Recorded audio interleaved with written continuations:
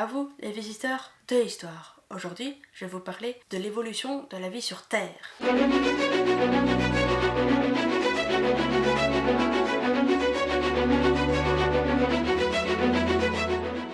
L'histoire de l'évolution est le processus par lequel des populations d'organismes vivants ont acquis et transmis des traits biologiques nouveaux de génération en génération.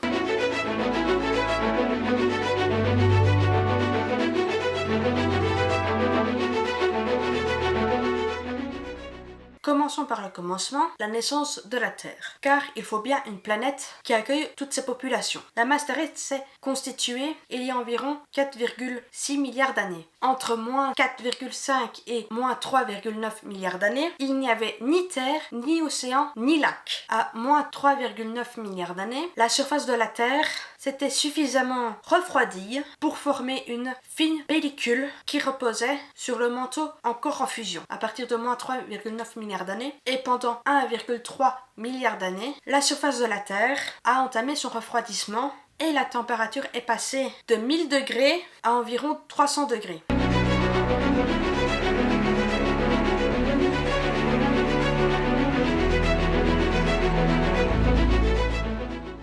Après des centaines de millions d'années, les conditions à la surface de la Terre, donc la température, la pression, le rayonnement, etc., rendent possibles les réactions chimiques. Après tous ces phénomènes, c'est au tour des plus anciens micro-organismes qui datent, grâce à leurs fossiles, d'au moins 3,5 milliards d'années. Donc, durant le Paléo-Archéen. L'origine de la vie sur Terre demeure encore très floue. Les processus qui ont conduit restent hypothétiques.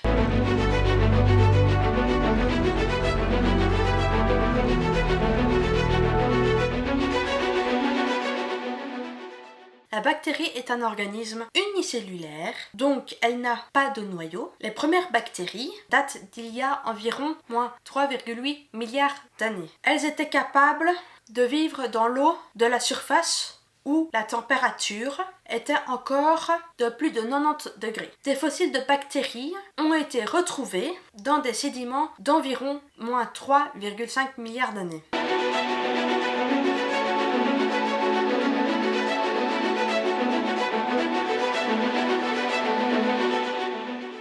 L'évolution, bien que lente et rarement observable à l'échelle humaine, peut parfois être décelée chez les espèces à reproduction rapide. Ainsi, les moustiques sont parfois localement devenus résistants à des insecticides. Il en va de même pour les bactéries, responsables de pathologies humaines. Donc, en résumé, la vie sur Terre trouve toujours un moyen d'évoluer pour survivre le plus longtemps possible. Je vous retrouve pour une prochaine vidéo et à bientôt!